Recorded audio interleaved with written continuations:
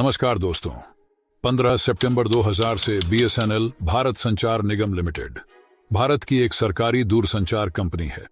यह भारतीय दूरसंचार क्षेत्र में एक महत्वपूर्ण कंपनी रही है, लेकिन पिछले कुछ वर्षों में इसे कई चुनौतियों का सामना करना पड़ा है। आइए इस वीडियो में समझते हैं। बीएसएनएल कई वर्षों से वित्तीय घाटे का सामना कर रही है। इससे इसकी इंफ्रास्ट्रक्चर में निवेश करने और तकनीक को उन्नत करने की क्षमता प्रभावित हुई है। भारतीय दूरसंचार बाजार में रिलायंस जियो, एयरटेल और वोडाफोन आइडिया जैसे निजी प्लेयर आक्रामक मूल्य निर्धारण और बेहतर सेवाएं प्रदान कर रहे हैं। इससे बीएसएनएल के लिए अपनी बाजार हिस्सेदारी बनाए रखना मुश्किल हो गया है। बीएसएनएल नई तकनीकों को अपनाने में अपने प्रतिस्पर्धियों की तुलना में पीछे रह गई है, जबकि निजी प्लेयर तेजी से 4G को शुरू कर चुके हैं और अब 5G की तैयारी कर रहे हैं। बीएसएनएल की तैनाती धीमी रही है।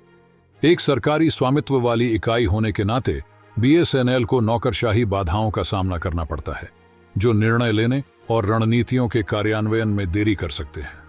निजी दूरसंचार कंपनियों की तुलना में बीएसएनएल के पास अपेक्षाकृत अधिक कर्मचारी हैं, जिससे लाभप्रदता और सेवा की गुणवत्ता प्रभावित होती है।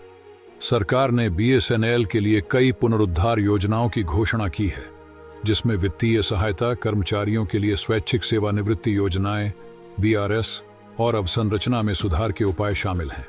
बीएसएनएल अपने प्रतिस्पर्धियों के साथ पकड़ने के लिए अपने 4G नेटवर्क को तैनात करने की प्रक्रिया में है। इसे अपनी बाजार हिस्सेदारी फिर से हासिल करने और अपनी सेवा की पेशकश में सुधार करने के लिए महत्वपूर्ण कदम के रूप में देखा जाता है। बीएसएनएल का महानगर टेलीफोन निगम लिमिटेड (MTNL) के साथ विलय करने पर चर्चा हुई है, जो संसाधनों को समेकित करने और दक्षता में सुधार करने के लिए है। बीएसएनएल अपनी सेवा पोर्टफोलियो और अवसंरचना क्षमताओं को बढ़ाने के लिए अन्य कंपनियों के साथ साझेदारी की खोज कर रहा है। बीएसएनएल का ग्रामीण और दूर दराज के क्षेत्रों में मजबूत नेटवर्क है, जहां निजी खिलाड़ियों की सीमित पहुंच है। इसे ग्रामीण कनेक्टिविटी और इंटरनेट पैठ पेनिट्रेशन को सुधारने के लिए उपयोग किया जा सकता है। बीएसएनएल विभिन्न सरकारी डिजिटल पहलुओं और परियोजनाओं में महत्वपूर्ण भूमिका निभा सकती है, जो पूरे देश में डिजिटल अवसंरचना को सुधारने के उद्देश्य से है।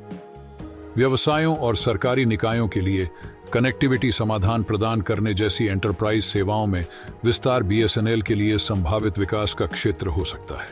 बीएसएनएल की जनधारणा भिन्न भिन्न है।